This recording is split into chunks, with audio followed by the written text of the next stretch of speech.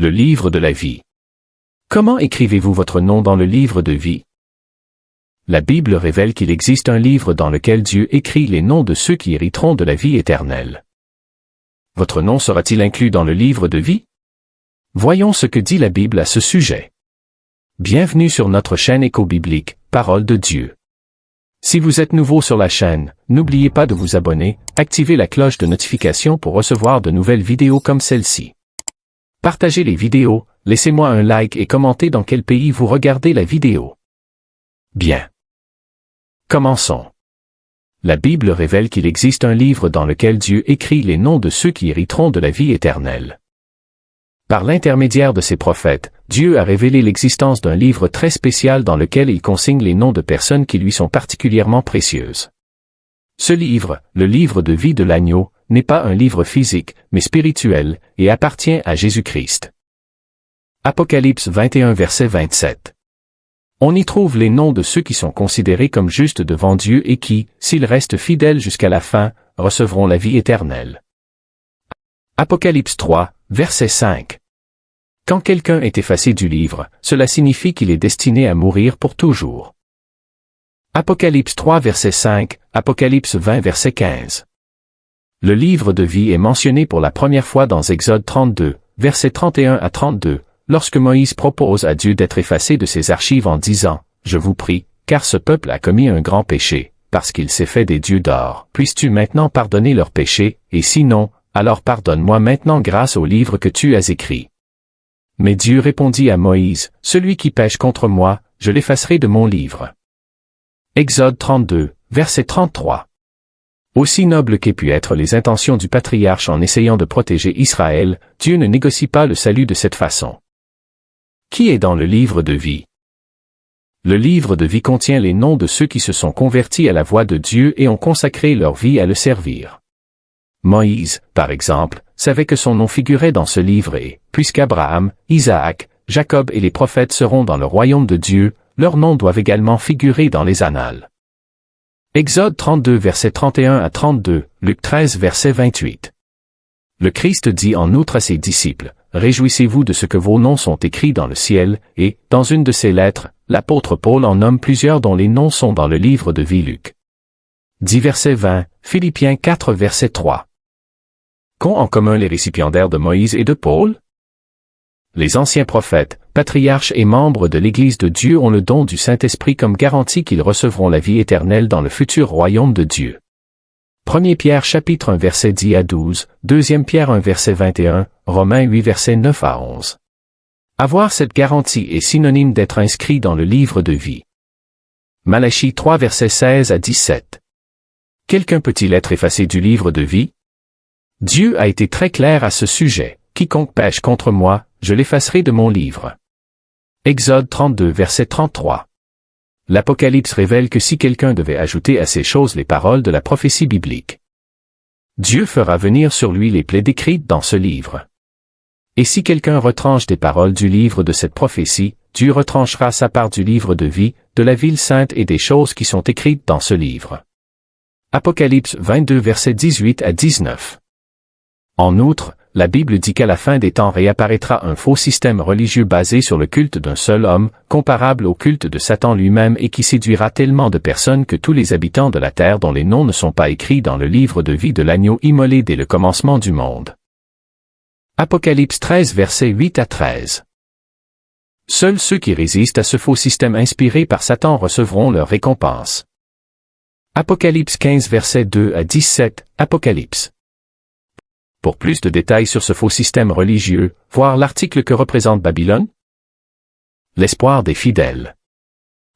Dans une vision de Daniel sur le temps de détresse qui viendra à la fin de cet âge, Dieu promet que votre peuple sera délivré, tous ceux qui sont trouvés écrits dans le livre de vie. Daniel 12 verset 1. Dieu a également révélé à l'apôtre Jean que lorsque la grande ville sainte de Jérusalem descendra du ciel, rien de ce qui est impur, ou qui commet des abominations ou des mensonges, n'y entrera, sauf seulement ceux qui sont écrits dans le livre de vie de l'agneau. Apocalypse 21 verset 10 à 27. Cette promesse pleine d'espoir est répétée dans le livre de Malachie lorsque Dieu parle à son peuple obstiné, Israël. Alors que le message commence comme une correction et un avertissement aux Israélites pour s'être écartés de ces lois lorsqu'ils demandaient honneur, fidélité et obéissance, Dieu promet ensuite de donner la vie éternelle dans son royaume, en écrivant dans le livre de mémoire, ou livre de vie à tous ceux qui le craignaient par amour de son peuple. Alors ceux qui craignaient le Seigneur parlaient chacun à son compagnon, et le Seigneur écoutait et entendait, et un livre de souvenirs fut écrit devant lui pour ceux qui craignent le Seigneur et pour ceux qui pensent à son nom. Et ils seront pour moi un trésor particulier, dit l'Éternel des armées, le jour où j'agirai, et je leur pardonnerai, comme un homme pardonne à son fils qui le sert. Malachie 3 versets 16 à 17. Craignez Dieu, c'est avoir un profond respect et un amour pour lui, aimer Dieu, c'est garder ses commandements, et garder ses commandements est le seul but de l'homme. Primaire de Jean 2 versets 5 à 5. Ecclésiaste 12 verset 13. Les Écritures révèlent que Dieu connaît les œuvres de ceux qui craignent l'Éternel et de ceux qui pensent en son nom, ce qui implique qu'il est toujours attentif à leurs conversations et à leurs actes d'amour et de miséricorde. Malachie 3 verset 16. Matthieu 10 verset 42. Matthieu 25 verset 34 à 40. Comme le dit Hébreux 6 verset 10, Dieu n'est pas injuste d'oublier votre œuvre et le travail d'amour que vous avez montré envers son nom, après avoir servi les saints et toujours à leur service. Qu'est-ce que Dieu enregistre d'autre?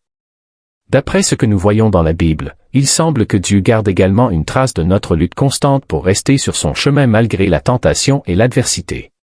C'est pourquoi, à un mauvais moment de sa vie et entouré d'ennemis, David, bientôt roi d'Israël, demande à Dieu de se souvenir de ses angoisses passées. Tu as raconté mes évasions, mis mes larmes dans ta fiole, ne sont-ils pas dans votre livre? Psaume 56 verset 8. Et, une fois, Néhémie a prié Dieu, « Souviens-toi de moi, ô Dieu, à cet égard, et n'efface pas mes miséricordes que j'ai exercées dans la maison de mon Dieu et à son service », ce qui suggère encore une fois l'existence d'un témoignage de nos bonnes œuvres. Néhémie 13 verset 14. Dieu garde-t-il la trace de nos péchés? Nous serons tous jugés selon nos actions, Dieu amènera en jugement toute œuvre, ainsi que tout ce qui est secret, qu'il soit bon ou mauvais. Ésaïe 66 verset 15 à 16. Romains 1 verset 18 à 32. Ecclésiaste 12 verset 14. Après son retour sur terre, le Christ jugera l'humanité, clarifiera les ténèbres cachées et manifestera les intentions des cœurs. 1 Corinthiens 4, verset 5. En fait, lui-même nous avertit que pour chaque parole vaine que les hommes prononcent, ils en rendront compte au jour du jugement. Car par tes paroles tu seras justifié, et par tes paroles tu seras condamné. Matthieu 12 versets 36 à 37. Bien que ces écritures ne prouvent pas que Dieu a une liste écrite de nos péchés, elles prouvent qu'il sait tout ce que nous faisons, et puisque la mémoire de Dieu est parfaite, nous pouvons dire qu'il tient une trace. Heureusement, il y a quelque chose que nous pouvons faire pour que nos péchés soient effacés et que Dieu les oublie pour toujours, nous repentir et accepter le sacrifice que Christ a fait pour payer la peine de mort que nous méritons pour nos péchés. Hébreux 8 verset 12. Le prophète Ézéchiel a été inspiré pour écrire, « Le méchant se détournant de la méchanceté qu'il a commise et agissant selon la justice et la droiture, il fera vivre son âme. Parce qu'il a regardé et s'est détourné de toutes les transgressions qu'il avait commises, il vivra sûrement, il ne mourra pas. » Ézéchiel 18 versets 27 à 28. En d'autres termes, lorsqu'un pécheur se repent de toutes les transgressions qu'il a commises, on ne se souviendra pas d'elles, c'est moi Dieu qui efface vos transgressions à cause de moi, et je ne me souviendrai pas de vos péchés. Ézéchiel 18 verset 22. Ésaïe 43 verset 25. Si vous souhaitez plus de détails à ce sujet, consultez l'article Le jugement de Dieu. De quoi s'agit-il réellement? La base du jugement de Dieu. Dans une vision du trône à partir duquel Dieu jugera l'humanité, Daniel vit que les trônes étaient dressés, et qu'un ancien des jours était assis, que le juge était assis et que les livres étaient ouverts. Daniel 7 versets 9 à 10. Et dans une vision similaire, Jean vit un grand trône blanc et celui qui était assis dessus, devant lequel la terre et le ciel s'enfuirent, et aucune place ne fut trouvée pour eux. Et je vis les morts, grands et petits, debout devant Dieu, et les livres furent ouverts. Apocalypse 20 versets 11 à 12. Ces livres sont les livres de la Bible, qui contiennent les lois de Dieu qui sont les paramètres de son jugement. Les morts étaient jugés d'après les choses qui étaient écrites dans les livres, selon leurs œuvres. Jean vit alors qu'un autre livre était ouvert, qui est le livre de vie, car, lorsque le jugement sera terminé, Dieu en révisera le récit. Et quiconque n'a pas été trouvé écrit dans le livre de vie a été jeté dans l'étang de feu. Quand un nom est-il inscrit dans le livre de vie? La première étape vers le salut est de croire en l'évangile de Jésus-Christ. L'étape suivante se produit lorsque, après avoir entendu la parole de vérité, l'évangile de votre salut, et y ayant cru, nous sommes scellés du Saint-Esprit de promesse, qui est le gage de notre héritage jusqu'à la rédemption de la possession. Acquis, à la louange de sa gloire. Éphésiens 1 versets 13 à 14. Au moment où quelqu'un reçoit le Saint-Esprit, le sceau de la promesse, la congrégation des premiers-nés qui sont enregistrés au ciel et dont le nom est inscrit dans le livre de vie devient partie de la famille de Dieu. Romains 8 versets 14 à 16. Hébreux 12 verset 23. Que devons-nous faire pour être inscrits dans le livre de vie? Pour que Dieu écrive notre nom dans son livre, nous devons nous repentir de nos péchés, être baptisés et spirituellement convertis, en gardant à l'esprit que le baptême d'eau implique un engagement à vie dans la voie de Dieu. Acte 2 verset 38. Dans Jean 6 verset 27, le Christ nous dit « Travaillez, non pour une nourriture qui périt, mais pour une nourriture qui dure jusqu'à la vie éternelle, que le Fils de l'homme vous donnera, parce que Dieu le Père l'a désigné. » Mais pourquoi devrions-nous le faire? Car seul celui qui vaincra sera vêtu de vêtements blancs, et je n'effacerai pas son nom du livre de vie, mais je confesserai son nom devant mon Père et devant ses anges. Apocalypse 3 verset 5. Que signifie exactement gagner? Nous vous invitons à connaître la réponse dans les articles de la section changement de notre site Internet. Merci pour votre attention, j'espère que cette vidéo vous sera utile, n'oubliez pas de vous abonner à la chaîne, d'activer la cloche de notification, de me laisser un like, de partager et de commenter dans quel pays vous regardez la vidéo. Que Dieu vous bénisse, que Dieu vous garde. Que votre journée soit bénie au nom de Jésus. À bientôt.